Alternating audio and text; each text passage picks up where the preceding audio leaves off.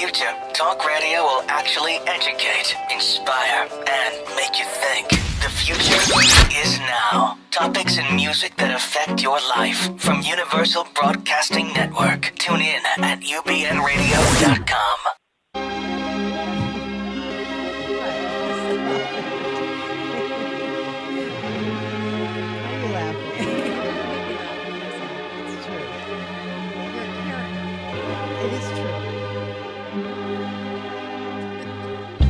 And you're laughing too, aren't you? Because you believe here, don't you?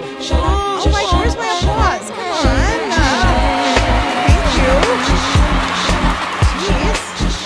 Hi, everybody. Welcome to Shut Up. And I'm laughing as they're telling everybody I'm just a character, and I guess it's true, right, yeah, Linda? It's very true. No matter where I go and what it is I do, this is the reputation I get. I'm a character, but I guess it's a good thing. It keeps life interesting and it keeps it fun. And who wants to be boring? No, God knows I'm not boring. No. I don't even mean it. I just step into shit and then stuff happens. I'm always your sidekick too. Do you ever notice that? For 20 years, everybody's my sidekick. Even your friend over here. It's just I know I brought a friend, my dear friend Hong, beautiful Hong. I don't even know if we have a shot on her, but maybe later on we'll figure that out. But then your real sidekick is my right real next sidekick, to me. and he does usually what I tell him to do. Is my husband John. He also has a radio show, the John and Ken Show. Sometimes when I talk about political stuff, he'll come on. We do not necessarily agree, but it's always sort of fun to banter with him. And this is my show, so you got to do what I say. Well, you just tell me when I can talk. Woo, I usually do.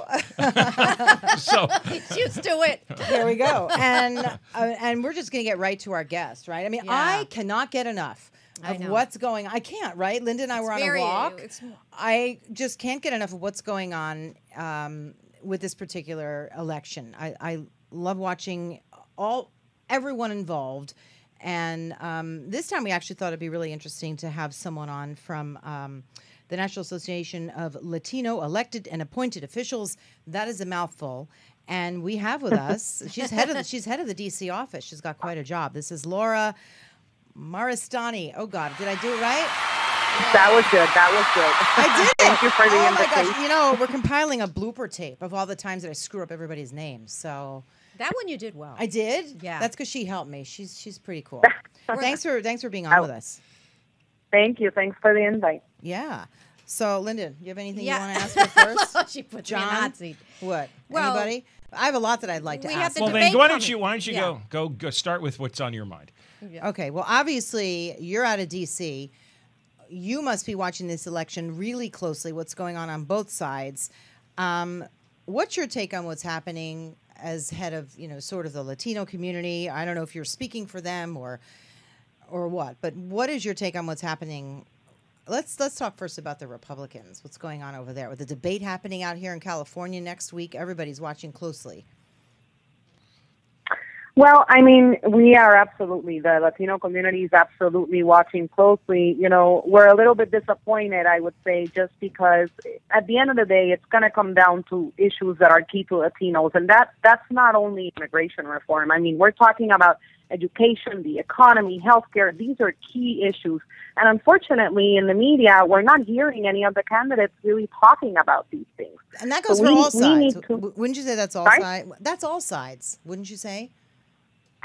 Absolutely, all sides. I mean, it's going to come down by 2016. We expect for there to be around 28.2 million Latinos that would be eligible to vote.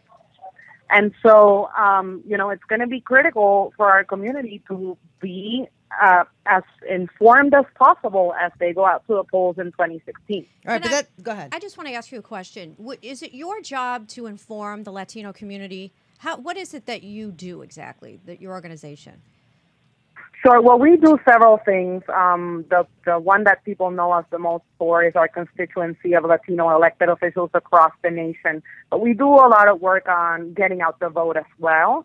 So that's a key civic engagement initiative that we carry out. And we actually have a hotline that answers questions to the Latino community on election-related issues, but more not so much politically related, but generally, like where can they register to vote? Are they eligible to vote?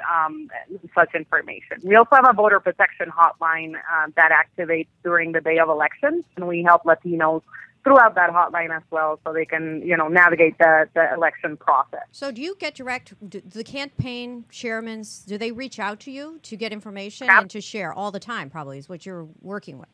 You probably have the inside knowledge of some things that we might see in the debate coming up. Well, not so much inside knowledge, we wish, right? We serve more as a platform for them to come and talk to Latinos and Latino elected officials about what their stances are on the different issues, so that then our elected officials can obviously transmit that information, and also for the Latino electorate to be informed on where those candidates stand on those different issues. The turnout for Latino voters tends to be lower than African-American voters and white voters. How are you going to get more people out? How are you really going to those eligible voters? How are you going to get them out there to vote? That's the tough part. Sure. How do you do it? Well, I mean, a lot of it. Sorry, go ahead. How do you do it? I mean, you go door to door. I don't know. You go to the schools. What do you do? How do you do that? That's a tough job.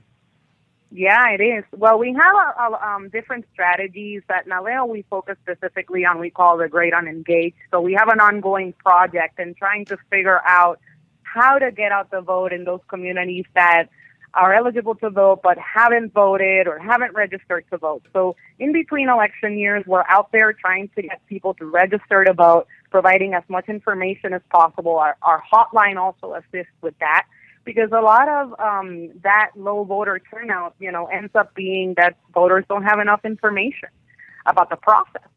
So we try to provide as much as we can. I did a story once where a lot of times, groups like yourselves, they'll actually go to the schools. They'll target the kids. So the kids will then go home and talk to their parents. I mean, do you do that too? Well, we try to target it at every level. Of course, schools are key, and not only NALEO, but a lot of the partners that we work with are obviously out there trying to register, students as they become eligible to vote when they're 18, and talking at the schools. That's a big part of it. But we focus primarily on coming up with specific strategies for those difficult to get voters, and then through our hotline, providing information to the community. What are some of the misconceptions you would say are out there about Latino voters? I think the biggest one is that people think that immigration is the number one and only issue that we're focusing on, and it's not. Our voters are as much as any other voter concerned about issues on education, healthcare, the economy. And so as we're going into the elections, those are the issues we want to be hearing the candidates speak about. What are their positions? What are they going to do to help our kids, succeed and get an education of excellence, for example? And how are we going to lower unemployment rates in the Latino community? And how are we going to get more jobs and better jobs for our community? Accessible healthcare. That's what the Latino community wants to be listening as we go into the 2016 election. Have you heard anything that resonates at all to you or people in the community? I haven't. We haven't. Not yet, much. But it's still the beginning, right? I mean, I'm so tired of their platitudes. I mean, come on. I know John's ready to say something. I know. John's just jumping. Let him talk. I almost asked him, you got to stay back a little bit, because he has so many opinions. No, he's been very good. He does listen to you. No, but he has a lot of opinions. But I do too on this stuff. I haven't heard one thing that would address much in the Latino community. I really haven't. And I guess that's my question to you. Have you? I know they just started, but still. But Bush is talking about it. Okay. A little bit.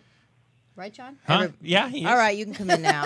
All right, I have a question, and it ties in immigration with jobs. If a candidate started connecting illegal immigration to the suppression of jobs, the suppression of wages for the working class, how do you think that would play? In other words, one of the reasons there are not enough jobs, and one of the reasons that the jobs pay so little, is there's an oversupply of workers. One of the reasons in these communities is there are a lot of illegal immigrant workers who are willing to work cheap, and they undercut a lot of the legal immigrants. If a candidate started campaigning on that, how do you think that would be received? I mean, the subject, I don't know specifically how it would be received in terms of the specific issue that you're talking about. But I will tell you that, yes, immigration continues to be one of the main issues that the Latino community is the Latino electorate is paying attention to. So they're going to be paying very close attention to what the potential candidates are saying on different issues related to immigration reform. Right, but often the debate about immigration is, are we being compassionate enough in letting people in, or are we being mean in trying to keep people out? That's a good point. And there's a stereotype out there that all Hispanic voters approve of illegal immigration. And what I'm wondering is, because what I've read is there's an increasing awareness among some Hispanic voters that, wait a second, too much immigration hurts our ability to make a living because you have too many people fighting for too few jobs, and it drives down wages. And that seems like a debate worth having. Well, I don't know if I'm the right person to answer that question. In terms of what we know and what we've told, immigration remains a deeply, deeply personal issue for Latino voters. I mean, 58% of people in one of the polls that we worked on indicated that they know a family member, a friend, a coworker, or someone in their lives who is undocumented. So yeah, the rhetoric and what is being said around it and the many aspects of the broken immigration system are going to be closely watched by the electorate. What is your stance? What is your stance on it? I think it is a very complicated issue. Right, I really think so do. Too. It's not black and white. I understand both sides of these issues. I really do. It's an important issue, and you do have to dance delicately around it. You just do. I believe that, because otherwise sometimes, and it is, just building a wall that's 75 feet tall, to me, in my opinion, seems wrong. It just seems wrong. There has to be a better way that we allow immigration or let immigrants come in. It has to be an orderly way. Yeah, it has to, right. Well, that hasn't happened. So, otherwise, if you have too many people chasing too few jobs, you end up with a lot of poverty. Right, and I agree with that. And the poverty isn't good for anybody. But it's not just Latino either. It's it depresses wages for everybody. Right. So I agree. Anyway, what is your stance? Do you have a stance? Your the National Association of Latino. Sure. Well, I mean, at the end of the day, when you talk about immigration reform, you're talking about many, many different aspects. You really of are. The immigration It's system. complicated. Very hard. Yeah. But what we will say, is that we want to make sure that whatever package, whatever is negotiated, comes up with an immigration system that is going to be fair and reasonable. Fair, reasonable, and as best as it can, because it will never, ever please everybody, as best as it can to hurt the economy right, John? As little as possible, but at least to be somewhat humane about things organized as well. Right? There's no organization. Well, now you have chaos right now. So okay, right now. So then there needs to be some sort of a way to make it less so. So I guess my question to you is, Laura, do you have any ideas on how to do that, or does anyone in your organization have an idea? Well, I mean, we have ideas on certain aspects of it. I wouldn't claim that we're the experts on it, but I will keep it a little bit more broad. Like I said, there are many pieces of it that need to be addressed. Not only, so true. At NALEO, we work very closely, for example, with how do we get that. There's almost 9 million legal permanent residents that are eligible to become U.S. citizens that haven't. So we're out there trying to see what we can do to help these people become U.S. citizens and fully participate in the American dream. What keeps them from doing it? Is there something that keeps them from being a citizen? Is it our own government red tape? Well, funny enough, that's pretty funny, because I'm actually in Dallas right now with national organizations that are leading the effort to get these people to naturalize. And I just came out of one of the presentations, and the fee continues to be a huge barrier to naturalization, but it's also a lack of information. What's the fee? Laura, what is the fee? People don't know where they have to go. That's interesting. I mean, I understand that. The people come here, they want to become... Well, how much does it cost?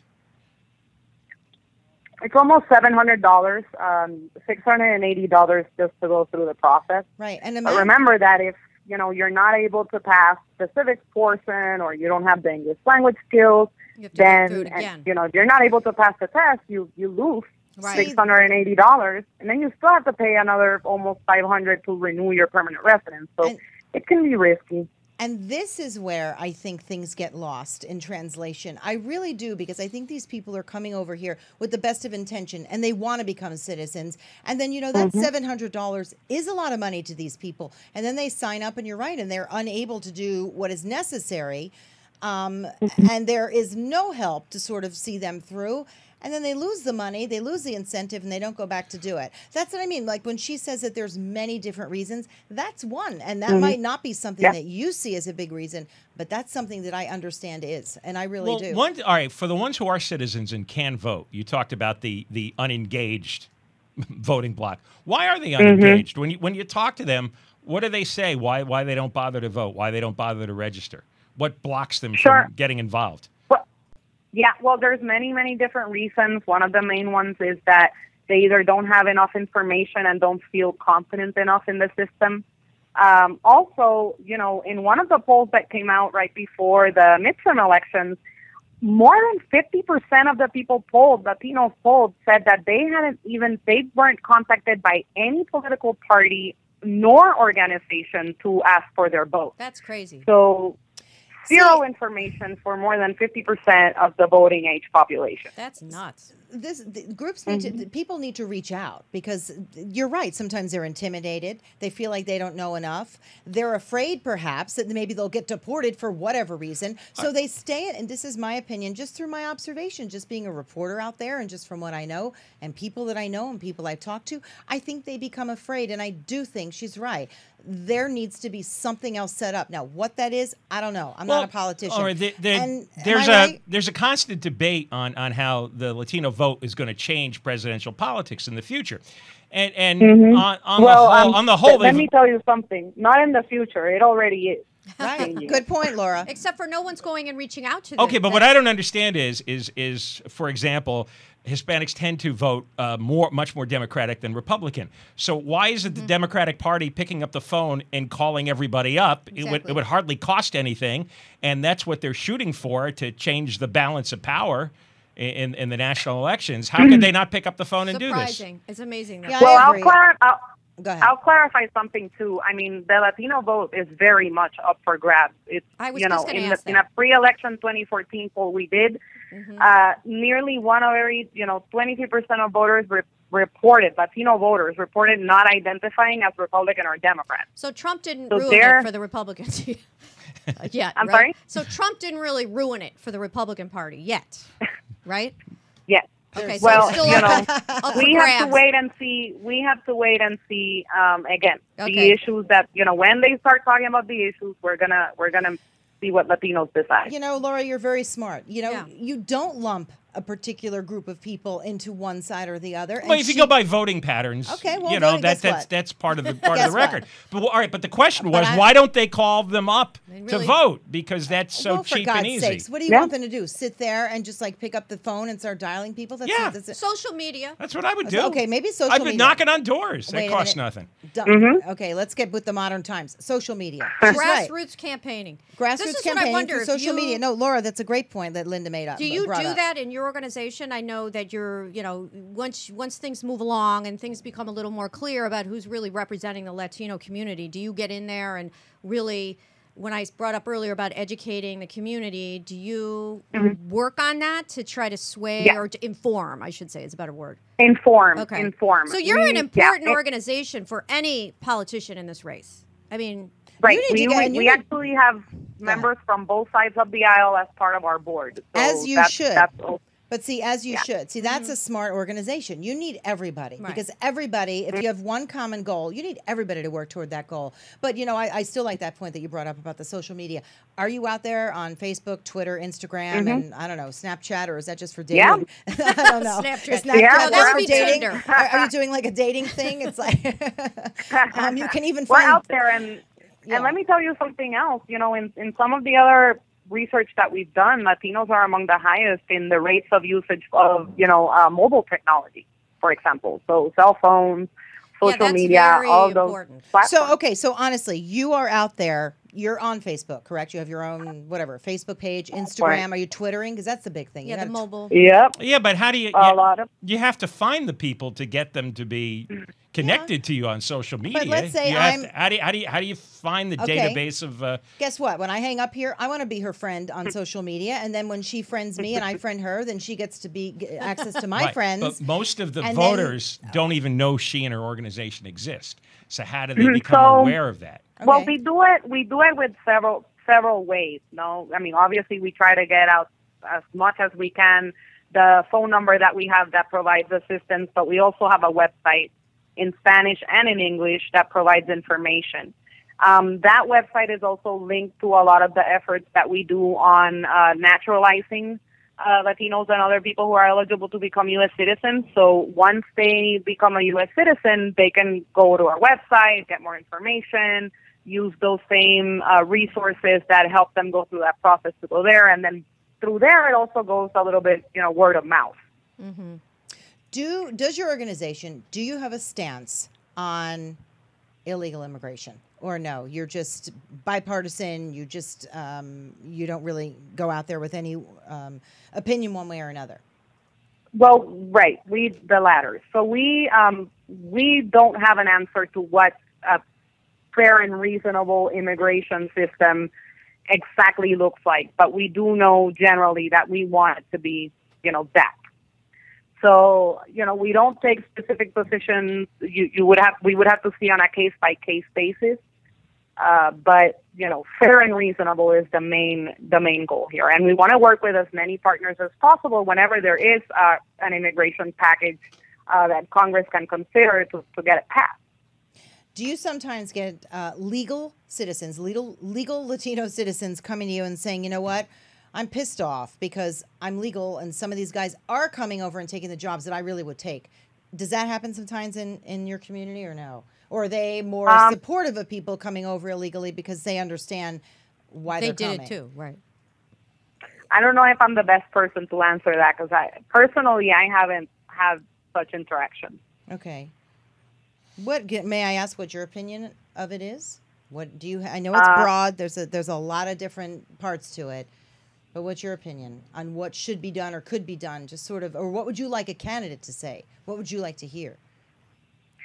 I'm not sure. I think at the end of the day, what the main, I guess in terms of immigration reform, I would like to see someone that can really take the helm and pass comprehensive immigration reform. Because like I said, it's not one thing that is keeping the system broken. It's multiple pieces. It's all of it that is broken. So, whoever can come forward and really make that a priority to pass comprehensive immigration reform, I think that we can all, gather behind that. Is anybody speaking to you right now, in other words, resonating with you like, all right, I kind of like that guy or girl? Mm-hmm. Like I said, we are a bit in the dark on most of the candidates on where they're standing on the issues. We had our conference in Nevada this summer, and we had the pleasure of hosting both Hillary Clinton and Dr. Ben Carson, who both made very good points on some of the issues that they're working on. And but I think it's still a little bit early, and we're going to have to see many of those debates moving forward to see what the stances are and what they're really thinking. What do you think Trump has done in this entire process so far? I think first of all, he's woken people up, right? Yeah, that's what I think. I don't care if you like him or not. He just woke people up. What do you think? Yeah, well, I mean, again, we haven't heard much in terms of the issues. So from him, you mean, or just you're talking from him, or just from anybody? From any of the candidates, we haven't, other than what you're continuing to see on the media, which we really somewhat want to move on and talk about something else, but right. we would like to begin hearing a lot more about what their stances are and how they're going to move forward and how they plan to address some of the huge issues that are affecting our community and are keeping Latinos from succeeding. What are they? Education, but then it's absolutely so broad, though. I mean, I hear that every election year. But then nothing is ever done. All right, so if the schools aren't good in some of these neighborhoods, I mean, there's got to be, parents must be saying, here's what has to change. There has to be like a groundswell from the parents or local organizations saying, hey, our schools are bad, here's why they're bad. can we get this fixed? I mean, do you hear specifically? Because the word education is just so it's broad. It doesn't mean anything. What is it specifically that's going wrong? Well, I mean, we're not the right organization to give you the stance on that. I will tell you that we do here, Latinos, like any other American, wants to make sure that their kids are getting an education of excellence. And there's a number of Latino organizations out there that I encourage you to, that we work with and that I encourage you to take a look at that do have stances and are doing a lot of the research and do have positions on what those changes should be. So I'm not the best person to answer that, but I will tell you, we all want the same thing. Making sure that those kids are getting the best education possible, and that's just not happening right now. That's happening in L.A. I have to say something. Everybody knows I'm looking at high schools, and some of the best schools are in Latino communities. I've researched 10 out of 10 rankings. You're talking the public schools or the private schools? Public. So, I mean, that's a bit of good news. I think, at least in L.A., there's been some, Granada Hills and Eagle Rock. There are certain areas that those schools are ranking very high, and the SAT scores are above 1,800, which is pretty good for a public school. Absolutely, it's and pretty those good. Are in those right. communities. So what's going on in those towns that aren't going on in the other towns? Sometimes you're so black and white, you never go for what's in the middle. Okay, it's complicated. Just like Laura said it in the beginning, and she's right. There's so many issues involved. I mean, first of all, let's start. What's one big one? Your home. It has to start at home, right? You have to believe in this sort of thing at home. Let's just assume that, for the sake of argument, we all do here and Laura. Then you have to go to the local school. Who's running it? How is it run? You have to go to the city, the town, the county, the state. And then from there, the federal government. There's so many branches that have to work together. And if you have one broken branch, then that's where your problem is, and then maybe you can't move forward. Am I right in saying that? I really can see the big picture. I just don't know how to fix it. Am I right in saying that, Laura? I think it's a lot like the immigration issue, right? These are like you said, huge issues. There's no organization. But that's exactly what the role of a president is, to be able to, get elected and bring it get down to to Washington, D.C., negotiate with Congress, and figure out what is that is going to work. And what is doable? I sometimes wonder, we're doing it all wrong. We should have a president for education. Then we should have a president for roads and a president. How can one guy... Well, he can't. There's he no can't, way he can and do I think that. That's why. But there's plenty of people locally who could do it if they cared enough. Okay, but if they got up in the morning and did the right thing, I don't think there's a lot of people in government, especially at the local levels, who care. I think you're completely wrong. Well, then you wouldn't have a bad school. No, I just don't believe that. I think people do get into it for the right reasons. I do, and I just think sometimes maybe things get caught up, and then you can't move forward. But I think people do have the right. Get into it for the right intentions and the right reasons. Why it's not working, I don't know. Maybe there's just too many people. It's too difficult to govern. That's where I don't know. And I step back and I look at people. John brings up a really good point about like the Laura. schools. Like the ones that are scoring well, what are they doing right? Why do we always have to complain? Let's look at what they're doing right. They're doing something different. Going on there. The best school out of 100 is doing something dramatically different than the worst school. Okay, and so you then can only look our at lawmakers need to look at that school and figure what are you people doing right? Is it coming from the families, coming from the the teachers that are being hired there, and then emulate that. Look at this as an example. And somebody like Laura can hold it up as an example and say, this is what we need to do. Am I right? These are just my opinions, but I want to know what you think. Yeah, well, I will tell you that the other piece of the other big piece of who we are here at NALEO, is obviously working with our elected officials. And these are the people that are on the front lines in their communities. Mm-hmm. So these, our members are forced to deal with the day-to-day, reality of some of the most pressing education issues that are facing our nation today. So part of what we do is obviously trying to provide them with as much information and prepare them through institutes that we do in the states so they can go back and legislate according to what is needed in their particular situations, in their particular localities. Okay, I have to ask. So you've got Rubio, obviously Latino roots, and then you've got Bush with his wife, Latino roots. Does that mean anything to you, or do you think they're just too out of touch? Again, I'll tell you, just in the past, both of those candidates have come to NALEO conferences to talk to our elected officials. Yeah. And we expect them to, whoever the candidate is next year, we expect both of them to be at our annual conference and come and talk to our elected officials. So doesn't matter the nationality, whether they're Latino or not, we expect them to be looking at the Latino community and to come and tell us what it is that they plan to do moving forward. Well, if I was running, I would be knocking on your door. It sounds like that's the takeaway right now. Just get out there and. Are you coming out here for the debates for the? We're trying to get in there. I think we're going to be there next week, so I'm excited about that, Tony. So, I know Tony's our Tony. I know John's going to be there, and Tony. So I'm really excited about it because I need to be in that room. Hard to and get any feel specifics though when you have 11 guys or 10 men and a woman all shouting at each other. If they put me right in the front, they'd hear a lot out of me, and not from the other idiots who've been out there asking what I consider sometimes just not very good or piercing questions. Nobody remembers anything from the first debate except Trump and Megyn Kelly. That's the only thing that stood out. That's pretty. So whatever else they said just got lost in the wash. Yeah, that's too bad, isn't it? What do you want to hear? Give me 2 or 3 questions that you want asked at the debate. And if I could stand up somehow and ask a question, which I cannot. And then she'll be hauled off. Which I cannot. I'll yell it out before security takes you out. We'll have to get her out of jail. Really, Trump would have me probably hauled out of the room. That's what I'm saying. Well, I worked with him. I know him somewhat, so who knows. But anyway, so give me 1 or 2 questions that you would like to ask. Any of them.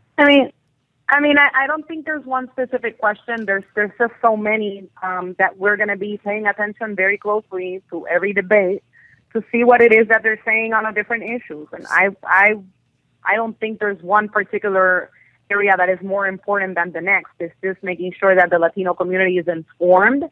And like I said, that they're reaching out and to that vote, and they're trying to talk to the community and inform them as much as they can. Probably get specific is what you're looking for. Just something specific on education and so forth. So that would be a good start since we haven't really dove into that yet with these debates. Is there anybody that you're sort of rooting for secretly, quietly that you could tell us about? No, not really. I want the best candidate to win. We'll see when that happens. I'm really rooting for the Latino community. What I really want to see is high turnout rates, not only in the elections, because we see more normal than average turnout during presidential, but during the primaries. We really want to make sure that Latinos are informed during the primaries and that we get out that vote. What's the percentage of Latinos that are coming out to vote? Let's say the last presidential election, I think you handed me something, and I don't remember that number, John. I think the turnout rate was in the 40%, 48% range. So it was... I think it was a little bit less than 50%. So. Yeah, right. And for everybody else, it's in the mid-60s. So you want to get to that that's the level. gap between the Latino voters and the rest. And what about? But I will tell you, if you look at the numbers, that's growing. When we're talking about the Latino vote not being monolithic, George Bush won 44% of George W. won 44% of the Latino vote in 2004. So it's important to get that vote. In Obama, in comparison, 67% versus 31%, and Romney only got about 27% of the Latino vote. Mm-hmm. So, it does make a difference. Mm-hmm. So what are you hoping for this time? I mean, I don't know. Wouldn't it be great if they could match it and be somewhere up in the 60s? I mean, if they're just below 50, you guys can do it. I mean, you're starting early enough. You can do it. I think you will do it this time. The numbers are going up. Like I said, in the 2016 election, we expect there to be around 28 million eligible Latino voters. So, we have a very tough job ahead of us. But I think, aside from providing information, the road to the White House has to pass through our community. So we're going to be looking very closely and, making sure that whoever wants to get to the White House is doing more than just talking. They're going to need to demonstrate that they are able to deliver on those promises. You know how you said a lot of times people just aren't getting out? Isn't it also important that you maybe get out into the community and say you can't be afraid? You can't just sit here. You've got to get out and do something. Nobody's going to send you back, take you back. I think a lot of people are afraid they're just going to be picked up and taken back from where they came from. Am I right about that? No, remember, you're talking about people who are eligible to vote. So a lot of these Latinos are born here. They're just coming of age. True. They're U.S. And then the rest of them are either, been here a very time. So, these people are just, there's different reasons why why they're not voting. Trying to figure out strategies. Like I said, one of the ones that we've seen works is they like to hear from local community leaders. We are trying to see how we can get local community leaders to mobilize their communities to go out and vote. But like I said, it's also a matter of the parties and other national organizations that are reaching out and making sure, how do we contact each and every one of those Latinos, ensure that they're registered to vote and that they actually go out on that day and vote. There's also things that, make it easier for Latinos to vote. So in NALEO, we work very closely with elected officials and other groups and trying to find strategies that will facilitate, early voting or different strategies that will help Latinos go out and vote and make it more accessible. I'm a big believer in the in social media and also, I don't know, music. What about getting like musicians out there and music channels or people really pay attention to that. They really do. Yeah. And we work through, we work with Spanish media as well. So, Univision and some of our other partners to do that as well. All right, Laura, it's been great having you on. I really appreciate it. Thank you. Are you heading out to LA anytime soon? Because we'd love to meet with you next time. Well, I think I'll be there in December. So we'll let see. us know. We'll put you on the show. Let us know and keep our number. It'd be fun to have you in the studio. Would you like to come back? Great. No, absolutely. No, I think she's got a lot of great points, and I really like hearing from her. And I'd like to meet you. Again, Laura, oh boy. There you go. Here we you go. You did it right. Maristany. Maristany? There you go. I got it. Woo! Okay, thank you so much for coming on. Thank you. Interesting. Okay, how come every time I let somebody go, I think of a question to ask them? It happens all the time. This is what happens at home. I'm like, I'll call John. I'll say, scribble it down.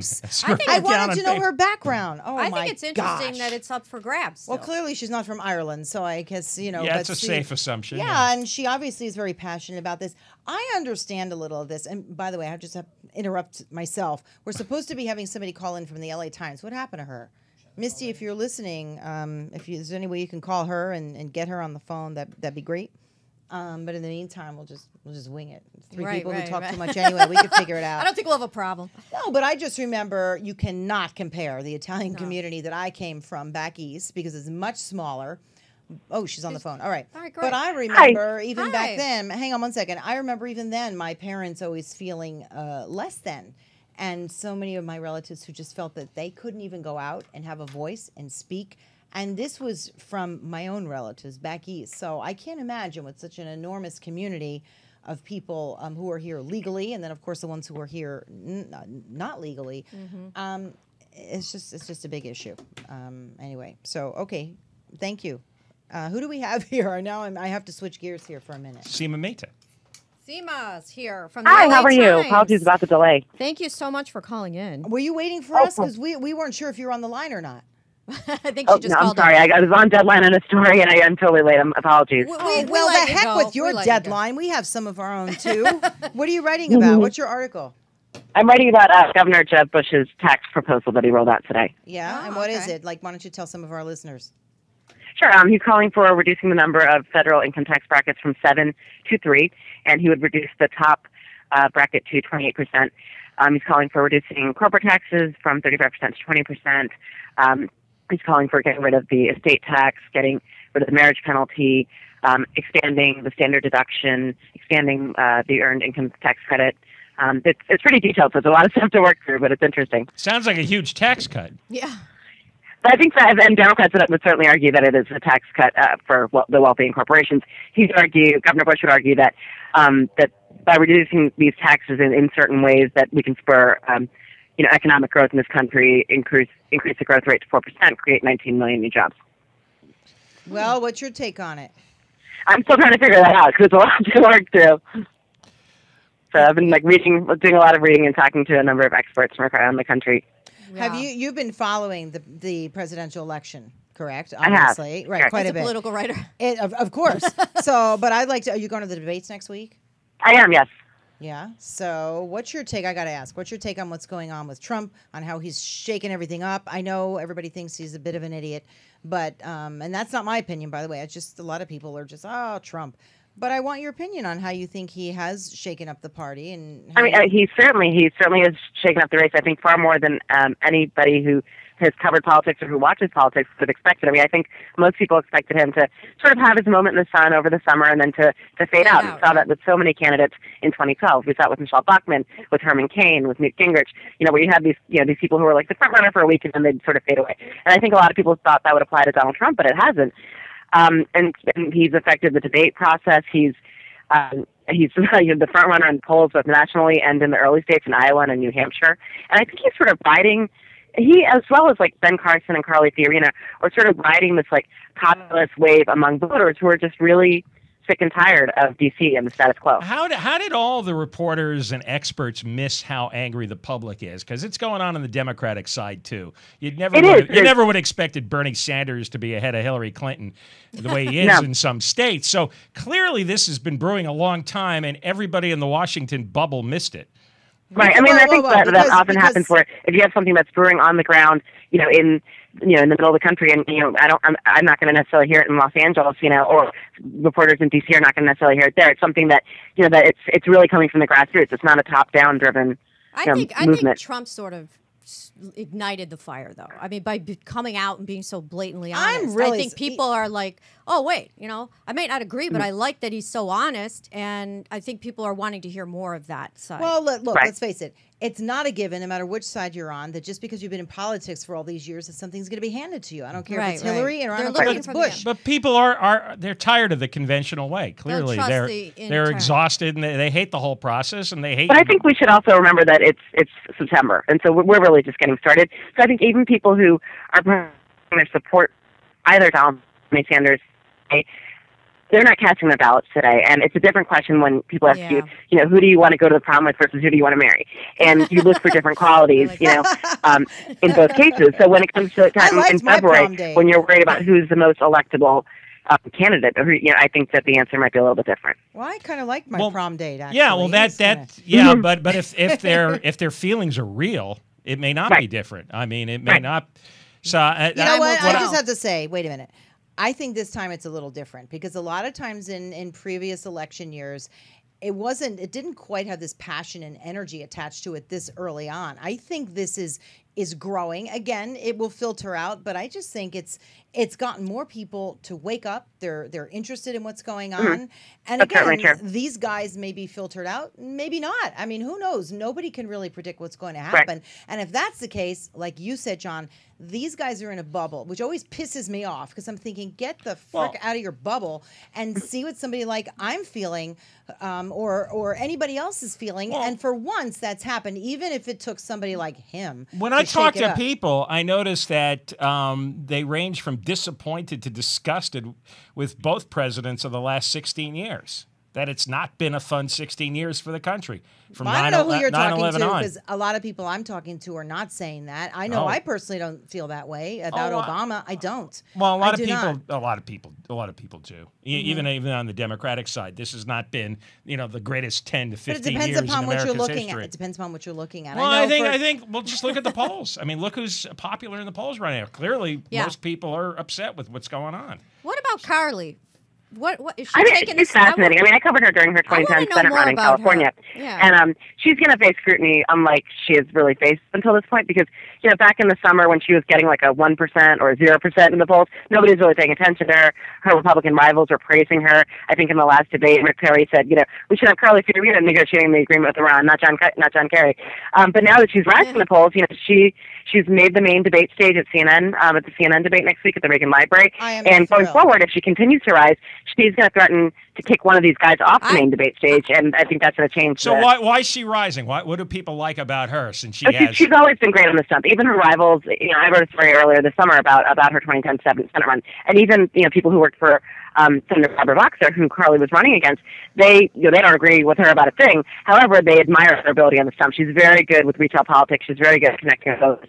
She's good. She was also good. She was the chair of HP at communicating. She's a dynamic presence on the stage. Although she got ousted but it's unclear. Like I don't really tried to read up on that, and I don't understand. I guess she lost shareholders 50% of their stake, and I don't know what happened. I mean, she would argue that it was during the tech bubble and that she had to make tough decisions, but she offshored jobs. She saw massive job losses. She engineered this takeover compact that was very controversial, and she did not play well with the board, and they ousted her. Right, and it was a shock to her. It was a shock. So, you got to wonder really what happened there. Kind of interesting to me. But those candidates at the top, like Trump and Carson and Fiorina, they're so colorful. They're all such great communicators. It makes all the traditional guys look really bland and just bags of oatmeal.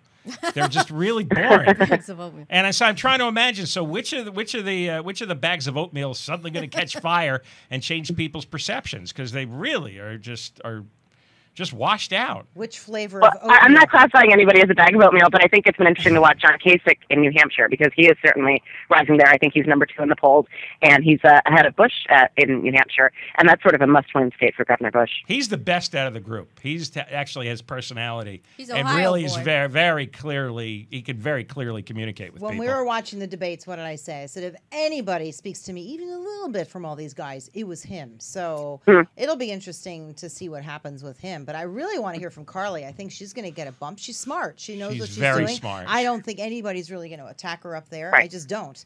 And I think Donald Trump will because he already has, and he attacks pretty much everybody. But it's going to be a different challenge for her because the last time around she was on stage with a bunch of candidates who are certainly lower tier candidates who don't have her communication skills, and she was really able to stand out. On this stage, she's going to be on the stage with Donald Trump, which changes the game entirely. And then Governor Bush, I think people viewed his performance last time around as lackluster. He needs to do something to shake it up. I think a number of them feel like they need to do something to shake it up. So I think it's going to be a more competitive environment, there's more pressure. For a lot of those guys, it's their last chance because if you're sitting at 2% after you've been running for, some of these guys have been running for 5 years, and you're at 2%. Absolutely. If you don't make an impression next Wednesday, you're never going to. Well, it's going to be fascinating. And the stakes are definitely higher. They're all going to be trying to get the limelight. It's a different game now. I mean, it's always been a little about, people have to like you. You have to resonate with them. And if that's not going to happen, especially in this field, you're out. And I just don't know if Bush has that enough. I mean, he's clearly competent. He's a party guy. But I don't know if he can really. He can't. It's not in his. If somebody has to show personality to win, he's not going to win. He doesn't have it. I don't know if it's even personality. You just have to show that you're sincere, compassionate. I mean, I think what he has going for him. I mean, he's obviously not doing what his supporters thought he would be doing in the polls. I mean, he's clearly not living up to expectations. That said, he and the super PAC backing him have over $100 million. And not that money's everything in politics, and money is a lot in politics. And I think most of the candidates, even perhaps some that are doing better than he is, would trade that for this earliest stage in the race. Would trade having over $100 million in the bank, because I mean, so much of this is won on TV. It's not all of it, but a lot of it is. Whether it's propping up your candidacy or going after your rivals. And like you said, it's still early, and that money in his back pocket is going to really pay off. Yeah, but if it's a bad product, it doesn't matter how much money you have to market. And that's the question. That's the question. I mean, you can't fix a bad campaign, but if you have a decent campaign with perhaps some problem spots that you can work on and over $100 million, I mean, that $100 million can go a long way. Where's the base? Where have they been? I'm sorry? The base. The Republican base, what happened to them? I guess they've been shut down or shut up or something. I think some of them ran to Trump. Quietly. Yeah, I think you're right about that. And I think the religious component ran to Ben Carson. Well, there's so many options for evangelical voters in states like Iowa and South Carolina. You have Ben Carson, you have Rick Santorum, you have Mike Huckabee. Scott Walker was trying to move into that space. I mean, and Rick Perry had some appeal to that space, although his campaign is completely blown up. But I think some conservative religious voters, leaders in those states, were worried about their voters being splintered because there were so many options. Interesting. So where are you going to be next week? Where will we see you? I will be at the Reagan Library on Wednesday night. Right, but I mean, you're just going to be in the room with all the reporters writing your story up, or are you going to be out in the audience? Where are you? So we're going to. I think I'll be writing about the event, and I'll be in the spin room, and just trying to figure out what we're doing next after that. And then we have the California Republican Party convention coming up the weekend after, and Scott Walker and Mike Huckabee are speaking there, and a number of the candidates who often come to California to fundraise are of course using this trip for the debate as an opportunity to hold some fundraisers, because while our votes really don't matter in the primary process, our dollars certainly do. Well, you're in your busy time, your season, right? Yeah. As a political reporter, this is it. Absolutely. This is it. Oh, very exciting. We have your picture up. You're a beautiful woman. Hopefully, too. we'll get to meet you in person soon. Absolutely. Hopefully, we'll meet you next year. Not next year. Next week. So that would be great. If we get not in. next year, next week.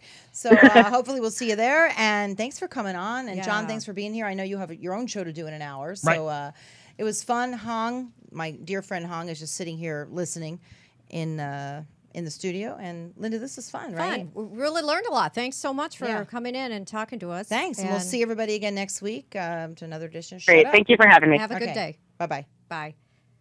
Fascinating. Yeah, it's fun.